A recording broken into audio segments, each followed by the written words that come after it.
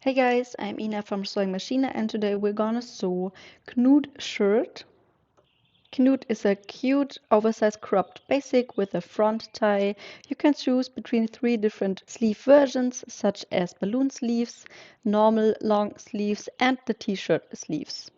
The pattern is really beginner friendly and I'm using mainly my serger but also my sewing machine, and if you don't have a serger you can just use the sewing machine and set it to a small zigzag stitch. As the shirt is cropped, you can perfectly wear it with high-waist jeans or high-waisted skirts. The finished garment measurements can be found in the written instructions as well as instructions how to lengthen or shorten it. You will need any kind of knit fabric such as French terry or jersey, it doesn't matter what kind of composition it is. Also optional a twin needle for the hem, and if you are going to make the balloon sleeves you will need some elastic which is 0.5 to 1 centimeter wide. The detailed material list can be found in the written instructions as well as in the article description. Here is an overview of all the pieces that you will need. As seam allowances are already included, you can cut straight away. At the neckband pattern piece, you will find three lines. The shortest one is for neck ribbing, the second one is for stretchy fabrics like viscose jersey, and the third one is for less stretchy fabrics like cotton jersey. I'm having a viscose jersey, that's why I need the second line, and I will match up the line with my fold, or you can just fold the part away that you don't need and cut the neckband on the fold. As always, it's very important to transfer all the markings with a little notch or tailor's chalk to the fabric, and I also mark the center front at the neck with a little notch and the center back with a little notch as well. And I will mark the center of my neckband pattern piece with two little notches. Let's start with the lower front pieces. I will grab two of the four pieces and place them with right sides together, and I will pin them together all the way around, but only until the top marking so that the top curved part remains open.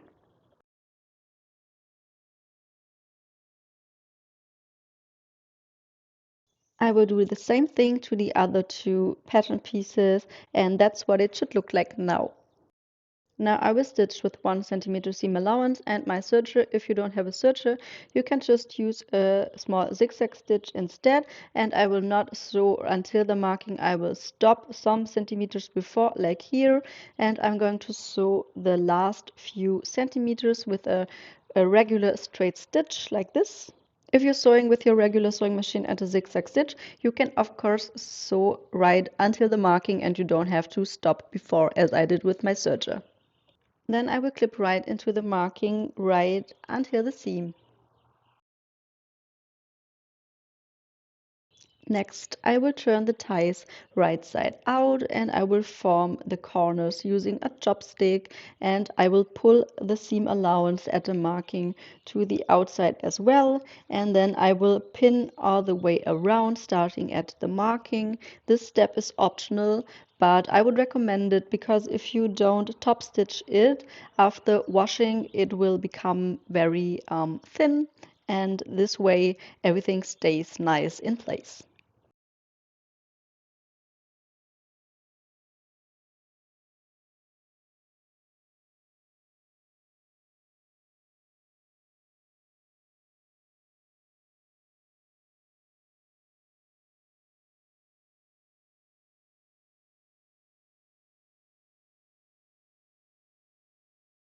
This is what it will look like. Now here you can see the clipped in and pulled out seam allowance once again, and now I'm going to top stitch it starting at the side, and I'm stitching right until the marking, and I'm using a twin needle, but you can also use a small zigzag stitch, and I'm sewing with a presser foot seam allowance.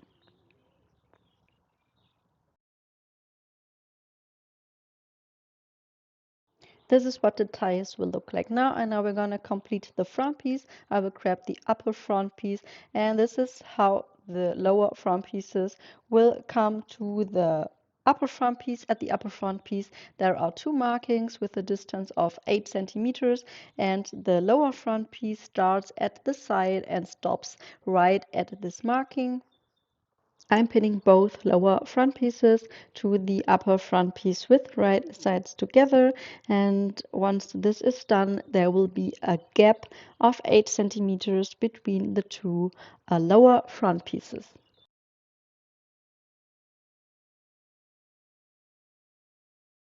This is what it should look like now, and here you can see the gap of 8 centimeters.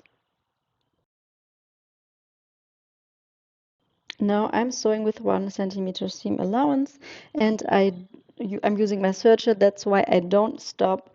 I will sew all the way and I will finish the raw edge at the gap in this step 2. Try to get as close to the top stitched edge of the lower front pieces as you can. As always, you can use a small zigzag stitch instead as well. Now this is the final result. At this side, you can see that it turned out perfect. The little gap will be hemmed, and the other side is not as nice as you can see. If you want to fix this, you can just use a straight stitch and stitch from here and stitch right until the seam. Next, we're going to sew the shoulders, and I will grab front and back piece and place them with right sides together, and I will pin across the shoulders.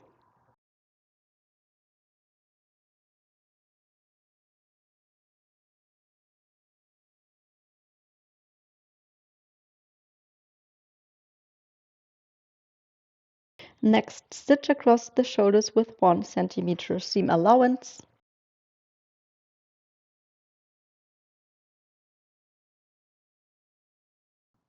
This is what the shoulders will look like now. And now we're going to sew the sleeves in. And the first step is to open the shirt up flat. Now I'm going to pin the sleeve into the armhole with right sides together. The sleeve head marking will match up with the shoulder seam. And there is a marking at the sleeve side which will match up with the marking at the front armhole. And I will pin all the way from armpit to armpit.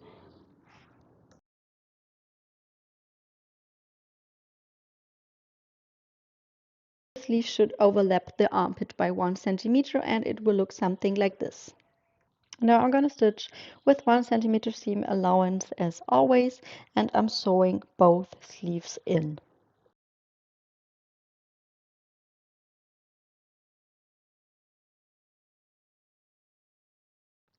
The sleeve seams will now look like this, and now we're going to sew the side for the shirt so that right sides are together, and pin along the side seam, match up the sleeve seams, and start at the sleeve hem and pin all the way down to the hem.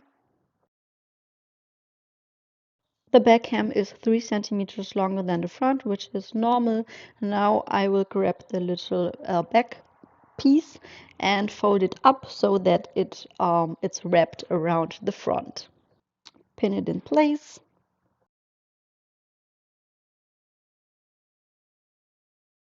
Now I'm going to sew the side starting at the sleeve hem, and I'm sewing all the way down to the hem. That's what I will do at both sides.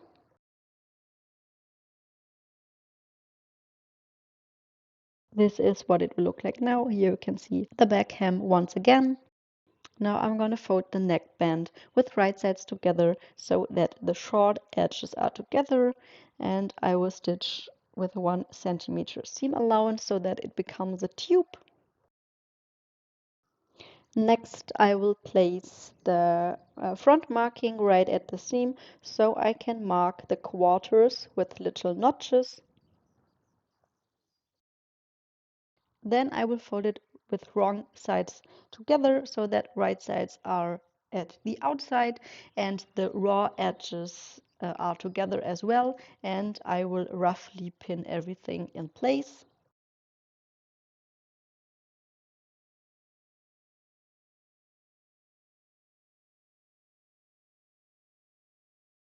Now we're gonna divide the neck into quarters as well, and I will place the front and back center marking together, and this way I can easily mark the quarters here as well with little notches.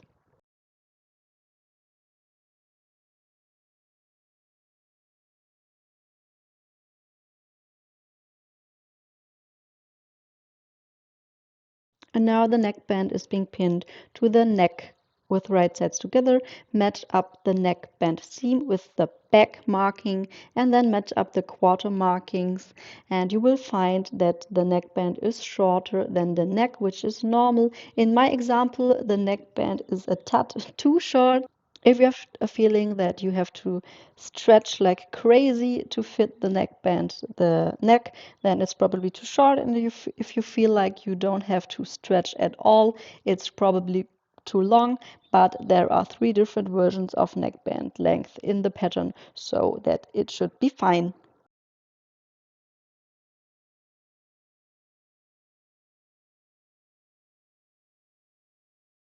Now I'm sewing the neckband to the neck, and while sewing, I'm stretching the neckband to fit it to the neck.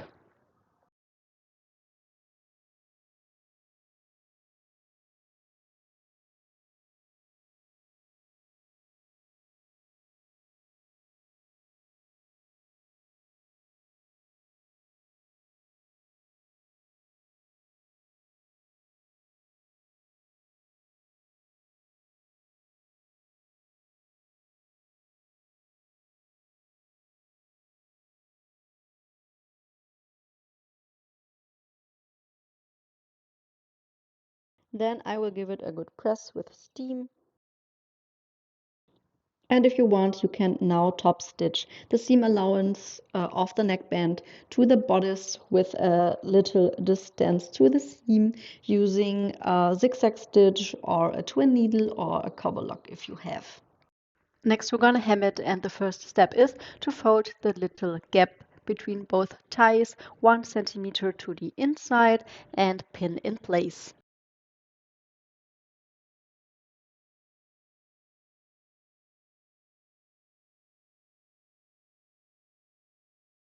The back hem is being pinned 3 centimeters to the wrong side, and I will pin at the right side because we are gonna hem from the outside.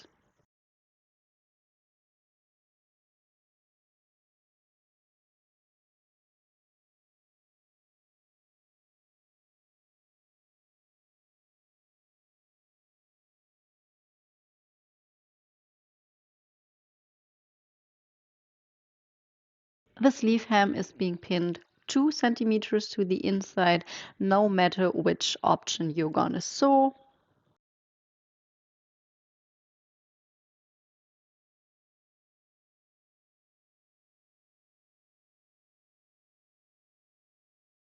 Now I'm gonna hem with my twin needle. You can also use a small zigzag stitch or a cover lock. This is the back hem, and I'm sewing with 2.5 centimeter seam allowance.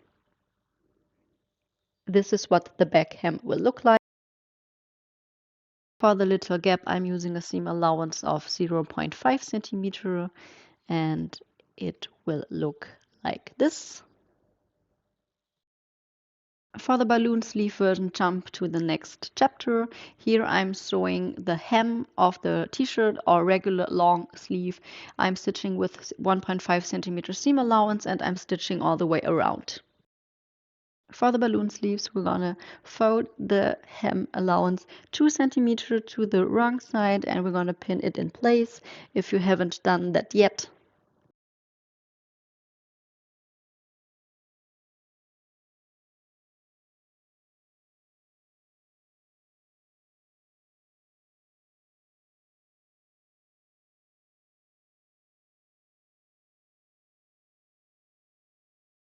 And now we're gonna hem with 1.5 centimeter seam allowance, a twin needle zigzag stitch or cover lock, and the special point here is to leave a little gap of 1 centimeter right at the sleeve seam.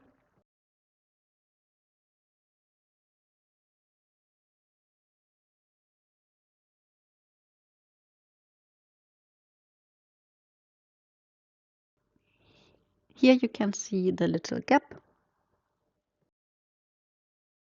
Next, I'm going to install a safety pin at one end of the elastic, and I will pull the elastic through the hem, through the gap. The length of the elastic can be found in the written instructions, or alternatively, you can just wrap elastic around your wrist and add 1 centimeter seam allowance. I will secure the other end of the elastic so that it doesn't slip through.